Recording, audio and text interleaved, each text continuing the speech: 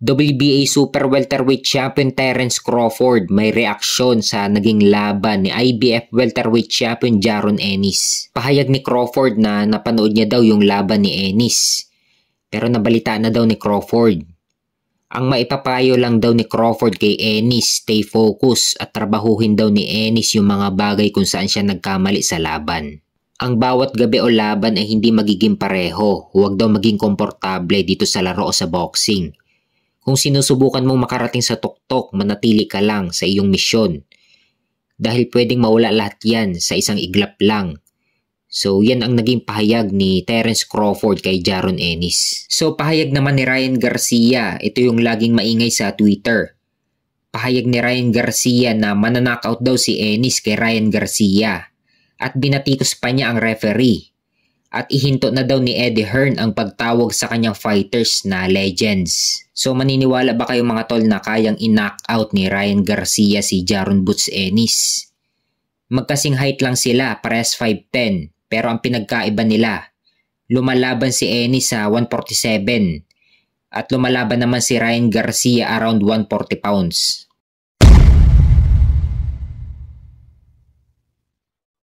Sa kabilang banda naman, ayon mismo kay Michael Benson, WBO Super Lightweight Champion Teofimo Lopez versus Devin Haney is reportedly now in talks to potentially take place next for Teofimo's WBO Super Lightweight World Title.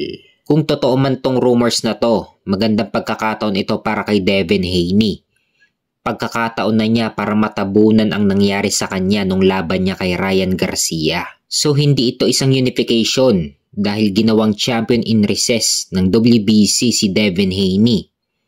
Kaya ang WBO lang ni Teofimo Lopez ang nakataya sa laban. Kahit na ibalik na kay Devin Haney ang undefeated record niya, pero sa isip ng mga boxing fans natalo na siya kay Ryan Garcia. Kung totoosin, parehas na dapat silang may tig-isang talo ni Teofimo Lopez. Pero nag-positive kasi si Ryan Garcia sa performance-enhancing drug test. Kaya idineklarang no contest yung naging laban ni Ryan Garcia kay Devin Haney. Kaya naibalik kay Devin Haney yung pagiging undefeated record niya.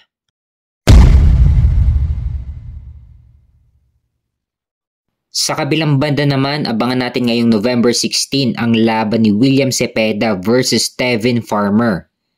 Nakataya dyan ang interim WBC lightweight title. Ang mananalo dito magiging mandatory ni Shakur Stevenson sa kanyang WBC lightweight title. Kung matatandaan, pumayag na si Shakur Stevenson sa offer ni Turki Al-Sheikh na labanan si William Cepeda at target sa February 22 next year. At asahan na natin na Riyadh season ang magpapalabas ng labang ito.